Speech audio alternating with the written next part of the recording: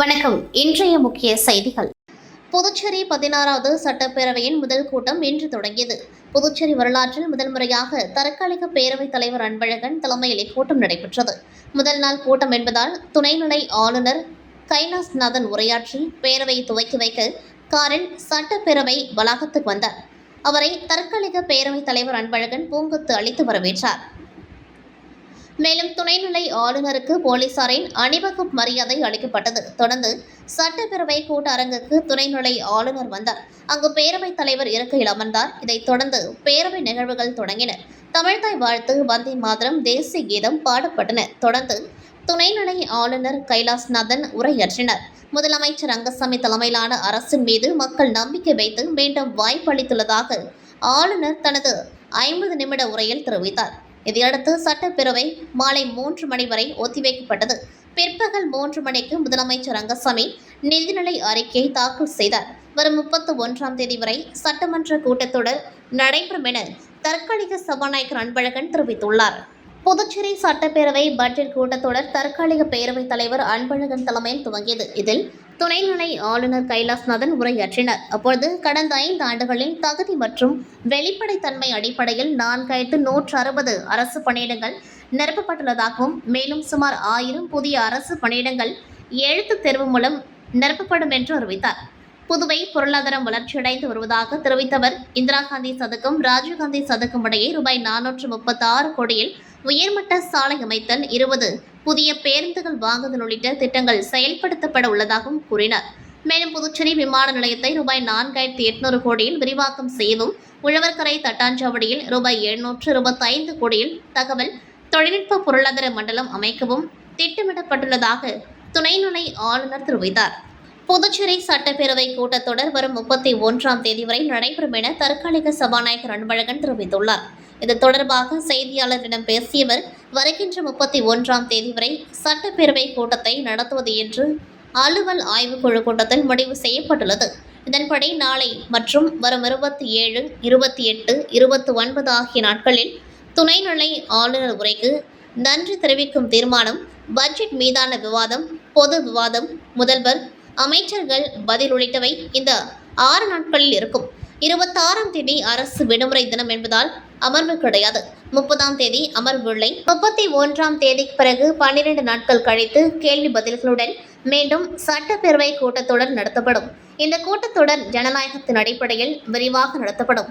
புதிய உறுப்பினர்கள் பலர் தேர்வு செய்யப்பட்டுள்ளதால் அவர்களுக்கு பேச்சுரிமை அளிக்கும் வகையில் இந்த கூட்டத்தொடர் அமையும் என்று தெரிவித்தார்.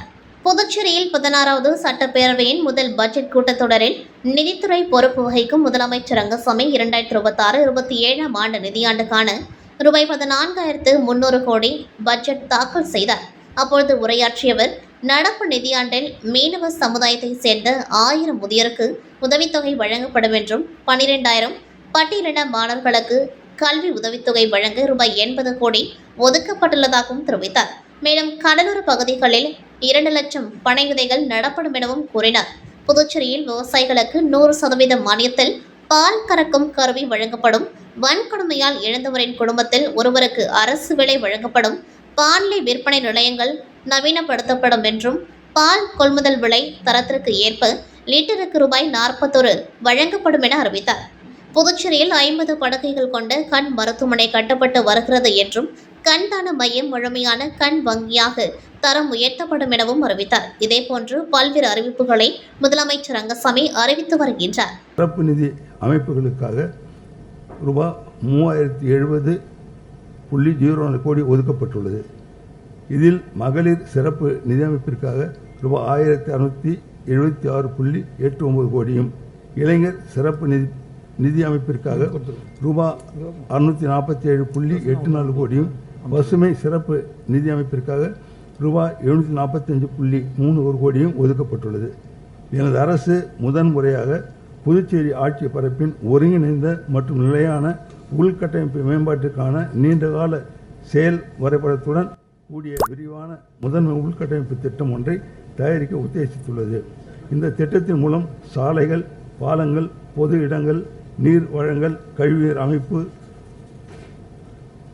வடிகால் அமைப்பு, தொலைத்தொடர்பு பயன்பாட்டு வழித்தடங்கள், மாநாட்டு மையங்கள், சுற்றுலா, உள்கட்டமைப்பு, பாரம்பரிய கட்டமைப்புகள் மற்றும் பொது முக்கியத்துவம் வாய்ந்த பல்வேறு துறைகளில் உள்ள உள்கட்டமைப்பை திட்டங்களை அடையாளம் கண்டு முன்னுரிமை அடிப்படையில் மேம்படுத்தப்படும். இத்திட்டம் ஒருங்கிணைந்த உள்கட்டமைப்பு திட்டமிடல் மற்றும் நகர்ப்புற வளர்ச்சியில் நிபுணத்துவம் வாய்ந்த புகழ்பெற்ற ஆலோசனை வழங்கும் நிறுவனங்கள் மூலம் தயாரிக்கப்படுவதால் இவ்வாட்சி பரப்பின் உள்கட்டமைப்பு தேவைகள் நிலையான மற்றும் எதிர்கால நோக்குடன் நிறைவேற்றப்படுவது உறுதி செய்யப்படும். எனது அரசு நவீன மின்னணு தொழில்நுட்பம் மூலம் பொது நிதி மேலாண்மையை வலுப்படுத்த நடவடிக்கை எடுத்து வருகிறது. இந்திய ரிசர்வ் வங்கியில் குபேர் வங்கி சேவையுடன் இணைந்து மின்னணு கட்டண முறை பாதுகாப்பான மற்றும் எளிய முறையில் நிதி பரிமாற்றம் நடைபெற்று வருகிறது. அரசின் வரவுகளில் வெளிப்படைத்தன்மையை உறுதி செய்யவும் அரசின் வருவாய்களை நேர அடிப்படையில் உடனுக்குடன் கணக்கிட்டு கண்காணிக்கவும் குபேர் வங்கி சேவையுடன் இணைந்து மின்னணு வரவு முறையையும் செயல்படுத்த எனது அரசு உத்தேசித்துள்ளது. மேலும் அரசு துறைகளில் காகிதமில்லா முறையில் சம்பளம் மற்றும் பிற செலவினங்களுக்கான பட்டியல்களுக்கு மின்னணு முறையை செயல்படுத்த உத்தேசிக்கப்பட்டுள்ளது. ஆராய்ச்சி மற்றும் மேம்பாடு என்பது நமது எதிர்காலத்தை வடிவமைக்கும் சக்தி. விவசாயம், கல்வி, தொழில், மருத்துவம். தேசிய வேளாண் அபிவிருத்தி திட்டத்தின் கீழ் காரைக்காலில் உள்ள பண்டிட் ஜவஹர்லால் நேரு வேளாண்மை கல்லூரி மற்றும் ஆராய்ச்சி நிறுவனத்தில் பழங்கள் மற்றும் காய்கறிகள் பதப்படுத்துவதற்கான ஒருங்கிணைந்த முன்னோடி மையம் மற்றும் விவசாய இயந்திரங்களுக்கான தனி பயன் வாடகை மையம் அமைக்கப்படும். செயல் விளக்கங்கள் மற்றும் கள பயணங்கள் மூலம் 8500 பயனாளிகளுக்கு விவசாயத்தில் திறன் மேம்பாட்டு பயிற்சி வழங்கப்படும். புதுச்சேரி பாகூர் சப் இன்ஸ்பெக்டர் சிவகுமார் தலைமையிலான போலீசார் சோரியாங்குப்பம் பகுதியில் நேற்று தீவிர ரோந்து பணியில் ஈடுபட்டனர். அப்பொழுது சோரியாங்குப்பம் மேட்டுத்தெருவில் சந்தேகப்படும்படி காருடன் 2 பேர் நின்றிருந்தனர். அவர்களை பிடித்து விசாரணை செய்தபொழுது முன்னுக்கு பின் முரணாக பதில் கூறவே சந்தேகமடைந்த போலீசார் அவர்களிடம் தீவிர விசாரணை நடத்தினர். விசாரணையில் கடலூர் மாவட்டம் நெல்லிக்குப்பம் சுல்தான்பேட் தெருவை சேர்ந்த அப்துல் ரஷீத், கோண்டூர் விநாயகா தெருவை சேர்ந்த ஜான் கென்னடி என்பதும் இவர்கள் தடை செய்யப்பட்ட புகையிலை பொருட்களை காரில் கொண்டு வந்து மேட்டு தெருவில் உள்ள ஆனந்த் என்பவரது வீட்டில் பதுக்கி வைத்திருந்தது தெரிய வந்தது. இதையடுத்து ஆனந்தன் வீட்டில் பதுக்கி வைத்திருந்த 138 கிலோ எடை கொண்ட அரசால் தடை செய்யப்பட்ட ஹான்ஸ், குளிர், விமல் பாக்கை மொத்தம் 8 மூட்டைகளை போலீசார் பறிமுதல் செய்தனர். இதன் மதிப்பு சுமார் ரூபாய் 2 லட்சம் ஆகும். இது தொடர்பாக பாகூர் போலீசார் வழக்கு பதிவு செய்து அப்துல் ரஷீத், ஜான் கென்னடி மற்றும் ஆனந்தன் ஆகியோரை போலீசார் கைது செய்து அவர்களிடமிருந்து காரையும் பறிமுதல் செய்தனர். பின்னர் 3 பேரையும் நீதிமன்றத்தில் ஆஜர்படுத்தி காலப்பட்டு மத்திய சிறையில் அடைத்தனர். புதுச்சேரி மாநில மக்கள் முன்னேற்றக் கழக ஆலோசனை கூட்டம் கழக தலைவர் பேராசிரியர் ராமதாஸ் தலைமையில் நடைபெற்றது. கூட்டத்தில் புதுச்சேரியில் உள்ளாட்சி தேர்தலை நடத்த கோரி சென்னை உயர்நீதிமன்றத்தில் வழக்கு தொடர்ந்து 24 வாரங்களுக்குள் தேர்தலை நடத்த அரசுக்கு உத்தரவு பெற்றுத்தந்த கழக தலைவர் ராமதாஸுக்கு பாராட்டு தெரிவித்து தீர்மானம் நிறைவேற்றப்பட்டது. மேலும் நீதிமன்ற உத்தரவுப்படி உள்ளாட்சி தேர்தலை இனியும் காலதாமதம் செய்யாமல் புதுச்சேரி அரசு உடனடியாக நடத்த வேண்டும் என்றும் தீர்மானிக்கப்பட்டது. வரவுள்ள உள்ளாட்சி தேர்தலில் மக்கள் முன்னேற்றக் கழகம் சார்பில் போட்டியிடுவதற்காக வார்டு வாரியாக வேட்பாளர்களை தேர்வு செய்யவும் முடிவு செய்யப்பட்டது. அண்மையில் நடைபெற்ற சட்டமன்ற தேர்தலில் சுயேட்சையாக போட்டியிட்டு வெற்றி வாய்ப்பை இழந்தவர்களுக்கு உள்ளாட்சி தேர்தலில் போட்டியிட வாய்ப்பளிக்கவும் தீர்மானிக்கப்பட்டது. கூட்டத்தில் துணைத் தலைவர் நித்யானந்தம், கழக செயலாளர் சுந்தரமூர்த்தி, அமைப்பு செயலாளர் ரவிக்குமார், காலப்பட்டு தொகுதி பொறுப்பாளர் குமார் மற்றும் நிர்வாகிகள் கலந்து கொண்டார்கள்.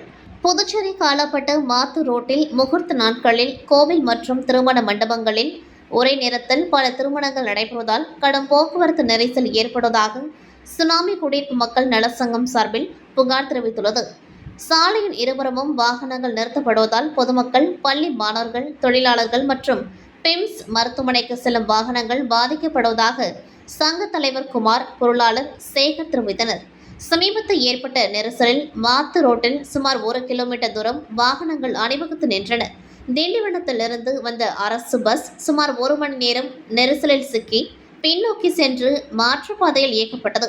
எனவே திருமண நிகழ்ச்சிகளுக்கு வரும் வாகனங்களை சாலையில் நிறுத்தாமல் ஒழுங்குபடுத்துவதுடன் அதிக எண்ணிக்கையிலான திருமண நிகழ்ச்சிகளுக்கு உரிய கட்டுப்பாடுகளை விதிக்க வேண்டும் என பொதுமக்கள் அரசுக்கு கோரிக்கை விடுத்துள்ளனர். காலாப்பட்டு மாத்தூர் ரோடு, அதாவது இந்த பாலமுருகன் கோவில், அந்த கோயிலில் வந்து திருமண நிகழ்ச்சி கடந்த சில நாட்களாக வந்து அதிக எண்ணிக்கையிலான திருமண நிகழ்ச்சி நடைபெறுது. இதன் காரணமாக என்ன ஆகுதுனாக்கா, குவார்டர்ஸினுடைய பொதுமக்கள் 4 கிராம மக்களினுடைய போக்குவரத்து பாதிக்கப்பட்டு, கம்பெனி நிர்வாகத்துக்கு போகிற லாரிகள், தொழிலாளர்களுடைய வாகனங்கள் இதெல்லாம் வந்து போக்குவரத்து தடைபட்டு நிற்கிது. குறிப்பாக குடியிருப்பு பகுதியினுடைய பள்ளி வாகனங்கள், மாணவர்கள் போக்குவரத்து தடைபடுது. அதாவது என்ன பண்ணுறாங்கனாக்கா, அதிக எண்ணிக்கையிலான திருமண நிகழ்ச்சி நடத்துறதுனால அங்கே இருக்கிற வாகனங்களை சாலையின் 2 பக்கமும் நிறுத்திட்டு போயிடுறாங்க. இன்னைக்கு காலையில் நடந்த திருமண நிகழ்ச்சியில் 1 மணி நேரம் போக்குவரத்து பாதிக்கப்பட்டது. இதுக்கு வந்து நகராட்சி நிர்வாகம் வந்து இதில் தலையிட்டு அந்த நிகழ்ச்சிக்கு ஒரு கட்டுப்பாடு வைக்கணும். அதிக எண்ணிக்கையில் நடத்துகிறவங்கள எண்ணிக்கையை வந்து ஒரு நிர்ணயம் பண்ணணும். வாகனங்களை அதற்குரிய இடத்துல நிறுத்த சொல்லி அதுக்கான ஒரு நெறிமுறையை வகுக்கணும்னு காலாப்பட்டு சுனாமி குடியிருப்பு மக்கள் நலச்சங்கம் சார்பாக நாங்கள் அரசுக்கு கோரிக்கை வைக்கிறோம். நன்றி, வணக்கம். திண்டிவனம் அருகே ஆட்சிப்பாக்கம் அரசு பள்ளியில் 1995, 1999 ஆண்டு பயின்ற முன்னாள் மாணவர்கள் சந்திப்பு நிகழ்ச்சி நடைபெற்றது. மீண்டும் பள்ளிக்கு போகலாம் என்ற தலைப்பில் நடைபெற்ற இந்த நிகழ்ச்சியில் 96 முன்னாள் மாணவர்கள் கலந்து கொண்டார்கள். பள்ளியில் தாங்கள் படித்த காலத்தில் நடைபெற்ற நிகழ்வுகளை நினைவு கூர்ந்து பழைய அனுபவங்களை ஒருவருக்கொருவர் பகிர்ந்து கொண்டார்கள். மேலும் முன்னாள் மாணவர்கள் அனைவரும் ஒன்றிணைந்து பள்ளிக்கு கலை அரங்க மேடையை அமைத்துக் கொடுத்தனர். இது பள்ளி ஆசிரியர்கள் மற்றும் மாணவர்களிடையே நெகிழ்ச்சி ஏற்படுத்தியது. நிகழ்ச்சியில் முன்னாள் மாணவர்களுக்கு நினைவு பரிசுகள் வழங்கப்பட்டன. முன்னாள் மாணவர்கள் மற்றும் அவர்களது குடும்பத்தினரும் கலந்து கொண்டார்கள்.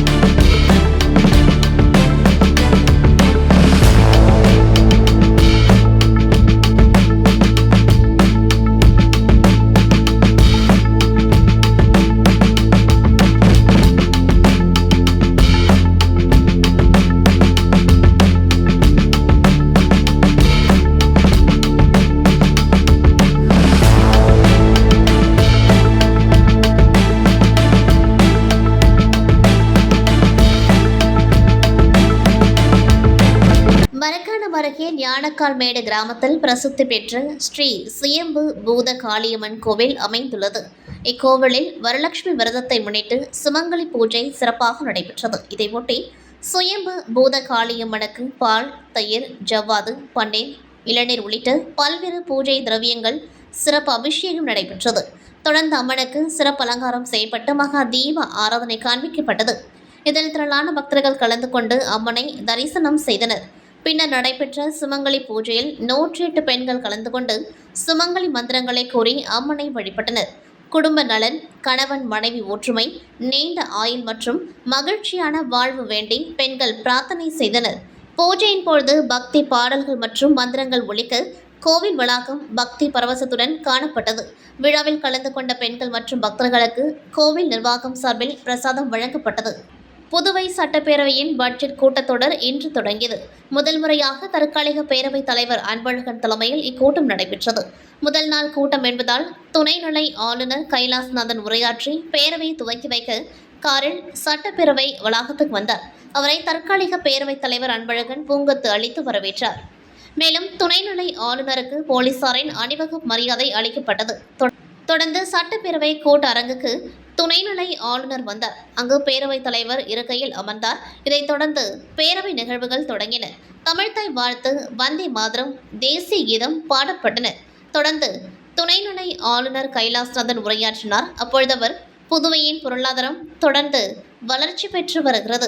2020-2021 2.21% இருந்த GSDP வளர்ச்சி 2025-26 8.12% உயர்ந்துள்ளது.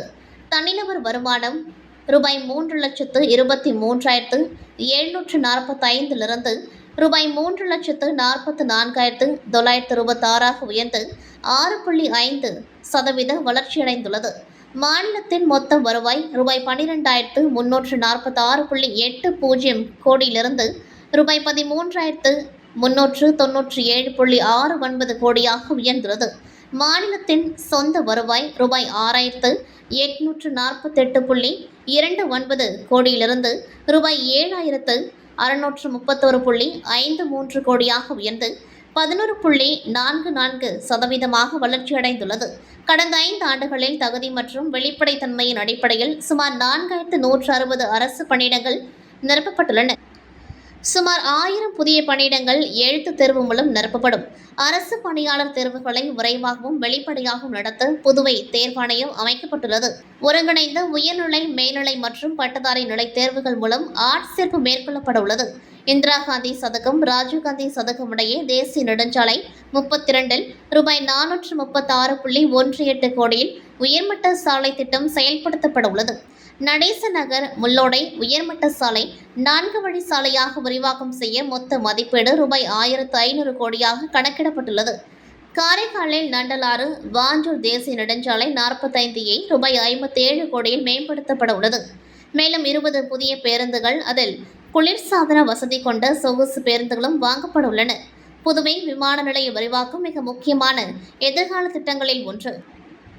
தற்போதைய ஓடுபாதை 1500 மீட்டரிலிருந்து 2300 மீட்டராக மாற்றப்பட உள்ளது. இதன் மூலம் பெரிய விமானங்களை இயக்க முடியும். புதிய பயணிகள் முனையம், நவீன பாதுகாப்பு வசதிகள், விமான நிறுத்துமிடங்கள் உருவாக்கப்படும். இதன் மொத்த திட்ட மதிப்பு ரூபாய் 4,800 கோடியாகும். இத்திட்டத்தின் மூலம் புதுவை முக்கியமான பிராந்திய விமான போக்குவரத்து மையமாக உருவாகும். உழவர்கரை தட்டாஞ்சாவடியில் ரூபாய் 725 கோடியில் தகவல் தொழில்நுட்ப பொருளாதார மண்டலம் அமைக்கப்பட உள்ளது. இது நகர்ப்புற உள்ளாட்சி அமைப்பால் உருவாக்கப்படும் இந்தியாவின் முதல் சிறப்பு பொருளாதார மண்டலமாகும். அடுத்த 10 ஆண்டுகளில் சுமார் 30,000 பேர் நேரடி மற்றும் மறைமுக வேலைவாய்ப்புகள் பெறுவர். கரசூர் பன்முக சிறப்பு பொருளாதார மண்டலம் 213.12 ஏக்கரில் அமைக்கப்பட உள்ளது. இதன் முதலீடு ரூபாய் 2,500 கோடியாகும். அடுத்த 10 ஆண்டுகளில் சுமார் 40,000 வேலைவாய்ப்புகள் இதன் மூலம் கிடைக்கும். தனியார் முதலீட்டுடன் காரைக்கால், மாஹே, ஏனாவில் 24 மணி நேர குடிநீர், பாதாள சாக்கடை, வடிகால், சாலைகள், பாலங்கள் மற்றும் கடற்கரை நடைபாதைகள் மேம்படுத்தப்படும் என்றார். சின்ன முதலியார் சாவடி மாரியம்மன் கோவில் தெருவை சேர்ந்த கௌசிக், பிரதீஷ், சசிதரன் ஆகியோர் நேற்று மதியம் கடலில் குளித்தனர். அப்பொழுது ராட்சத அலையில் சிக்கிய 3 பேரும் கடலுக்குள் மயமானதாக கூறப்படுகிறது. இதையடுத்து மீனவர் நகுல் கடலில் தத்தளித்த கௌசிக்கை மீட்டு கரைக்கு கொண்டு வந்தார். பிரதீஷ், சசிதரன் ஆகியோரை படகுகள் மூலம் தேடும் பணி நடைபெற்றது.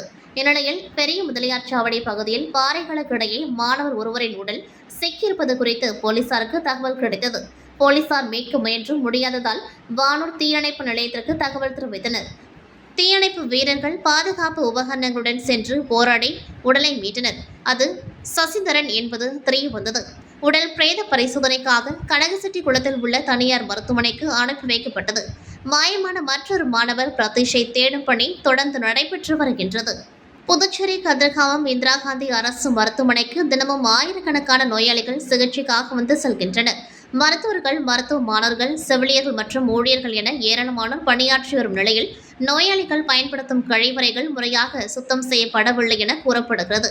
கழிவறைகளில் கழிவுநீர் தேங்கி நிற்பதுடன் நீண்ட நாட்களாக சுத்தம் செய்யப்படாததால் தரை மற்றும் சுவர்களில் அழுக்கு படைந்து காணப்படுவதாக புகார் தெரிவிக்கப்பட்டுள்ளது. இதனால் சிகிச்சைக்காக வரும் நோயாளிகளுக்கு கூடுதல் சுகாதார பாதிப்பு ஏற்படும் நிலை உருவாகியுள்ளதாக பொதுமக்கள் வேதனை தெரிவிக்கின்றனர். மேலும் மருத்துவமனை வளாகத்தில் ஏற்கனவே திருநாய்கள் நடமாட்டம் உள்ளிட்ட பல்வேறு சுகாதார பிரச்சினைகள் குறித்து புகார்கள் எழுந்த நிலையில் தற்போது கழிவறைகளின் நிலையம் கேள்விக்குறியாகியுள்ளது. நோயாளிகளுக்கு சுகாதாரமான சூழலை ஏற்படுத்த வேண்டிய அரசு மருத்துவமனையிலேயே கழிவறைகள் இப்படி பராமரிப்பின்றி கிடப்பது ஏன் என பொதுமக்கள் கேள்வி எழுப்புகின்றனர்.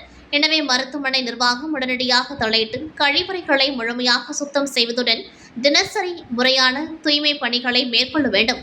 மேலும் மருத்துவமனையின் ஒட்டுமொத்த சுகாதார நிலையை சுகாதாரத்துறை அதிகாரிகள் நேரில் ஆய்வு செய்து குறைபாடுகளை சரி செய்ய நடவடிக்கை எடுக்க வேண்டும் என கோரிக்கை எழுந்துள்ளது. மருத்துவமனை நிர்வாகத்தின் பொறுப்பில் முதலமைச்சர் ரங்கசாமி இருப்பதால் இந்த விவகாரத்தில் அரசு உடனடியாக கவனம் செலுத்துமா என்பதே நோயாளிகள் மற்றும் பொதுமக்களின் எதிர்பார்ப்பாக உள்ளது. உப்பளம் ராஜீவ்காந்தி உள் விளையாட்டரங்கில் நேற்று நடைபெற்ற முதல் எக்ஸலன்ஸ் தேசிய அளவிலான திறந்தவெளி கராத்தே சாம்பியன்ஷிப் 2026 போட்டியில் மகாராஷ்டிரா, கேரளா, கர்நாடகா, தமிழ்நாடு, ஆந்திர பிரதேசம் மற்றும் புதுச்சேரி உள்ளிட்ட மாநிலங்களைச் சேர்ந்த சுமார் 1500 மாணவர்கள் பங்கேற்றனர். ஷோபகாய் ஷிட்டோ ரியூ கராத்தே டோ கூட்டமைப்பு புதுச்சேரி சார்பில் நடைபெற்ற இப்போட்டியில் பல்வேறு வயது மற்றும் பிரிவுகளைச் சேர்ந்த மாணவர்கள் கலந்து கொண்டு தங்களது கராத்தே திறமைகளை வெளிப்படுத்தினர். நிகழ்ச்சியில் ஹான்ஷி அல்தாஃப் ஆலம் கருப்பு பட்டை 9வது டான் சிறப்பு விருந்தினராக கலந்து கொண்டார்.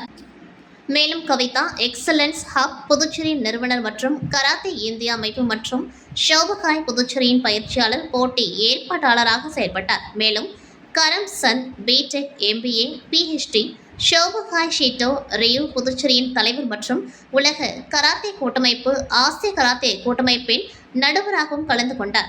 தேசிய அளவில் நடைபெற்ற போட்டியில் பல்வேறு மாநிலங்களைச் சேர்ந்த மாணவர்கள் பங்கேற்றதுடன் இளம் கராத்தே வீரர்கள் தங்களது திறமைகளை வெளிப்படுத்தினர். போட்டியில் பங்கேற்ற மாணவர்கள், பயிற்சியாளர்கள், நடுவர்கள் மற்றும் ஏற்பாட்டாளர்களுக்கு பாராட்டுகள் தெரிவிக்கப்பட்டன.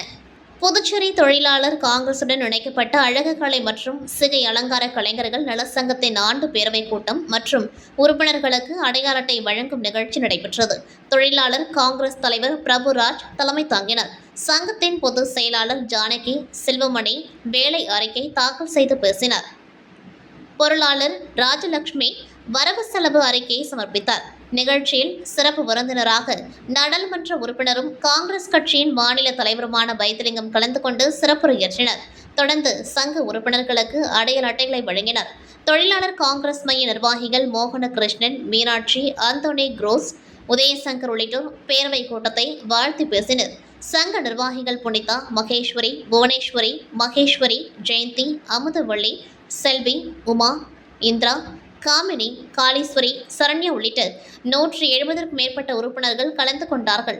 கூட்டத்தின் நிறைவில் அழகு கலை மற்றும் சிகை அலங்கார கலைஞர்கள் நலச்சங்கத்தை அமைப்பு சாரா தொழிலாளர் காங்கிரசுடன் இணைக்கப்பட்ட சங்கமாக செயல்படுத்துவது என ஒருமனதாக தீர்மானம் நிறைவேற்றப்பட்டது. புதுச்சேரி முத்தியல்பேட்டை பகுதியில் அமைந்துள்ளது ஸ்ரீ லக்ஷ்மி ஹயக்ரீவர் திருக்கோவில். இத்திருக்கோவிலில் 55வது பிரம்மோற்சவ விழா 18ஆம் தேதி கொடியேற்றத்துடன் தொடங்கியது. இதனை அடுத்து தினம்தோறும் ஹயக்ரீவர் பல்வேறு வாகனத்தில் திரு வீதியுலா நடைபெறுகின்றது. இதனை ஒட்டி இரவு அலங்கரிக்கப்பட்ட வாகனத்தில் ஸ்ரீ ஹயக்ரீவர், ஸ்ரீராமன் அலங்காரத்தில் அனுமந்த வாகனத்தில் எழுந்தருள திரு வீதியுலா நடைபெற்றது. இதில் பக்தர்கள் பலரும் கலந்து கொண்டு ஹயக்ரீவரை வழிபட்டு சென்றனர்.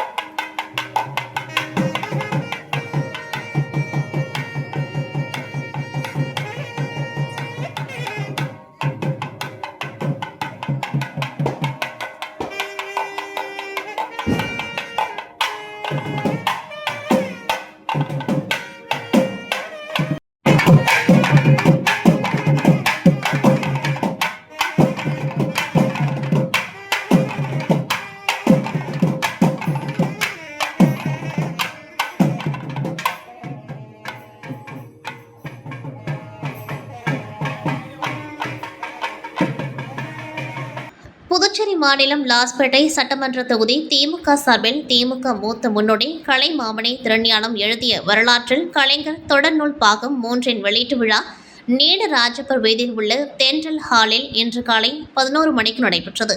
லாஸ்பேட்டை தொகுதி செயலாளர் தியாகராஜன் தலைமை வகித்தார். சட்டமன்ற உறுப்பினர் விக்னேஷ் கண்ணன் முன்னிலை வகித்தார். ராஜ்பவன் தொகுதி செயலாளர் மோகன் வரவேற்று பேசினார். திமுக கொள்கை பரப்பு செயலாளர் முனைவர் சபாபதி மோகன் சிறப்பு விருந்தினராக கலந்து கொண்டு வரலாற்றில் கலைஞர் தொடர் நூல் பாகம் 3 என்ற நூலை வெளியிட்டு சிறப்புரையாற்றினர். திமுக அமைப்பாளரும் மேலாள் சட்டமன்ற எதிர்க்கட்சித் தலைவரும் சிவா அவர்கள் நூலினை பெற்று வாழ்த்துரை வழங்கினர். தொடர்ந்து திமுக சட்டமன்ற உறுப்பினர்கள் செந்தில்குமார், கார்த்திகேயன், மாநில துணை அமைப்பாளர்கள் அனிபால் கிரடி, தைரியநாதன், முன்னாள் சட்டமன்ற உறுப்பினர் மூர்த்தி, பொதுக்குழு உறுப்பினர் கோபால் ஆகியோர் வாழ்த்தி பேசினர்.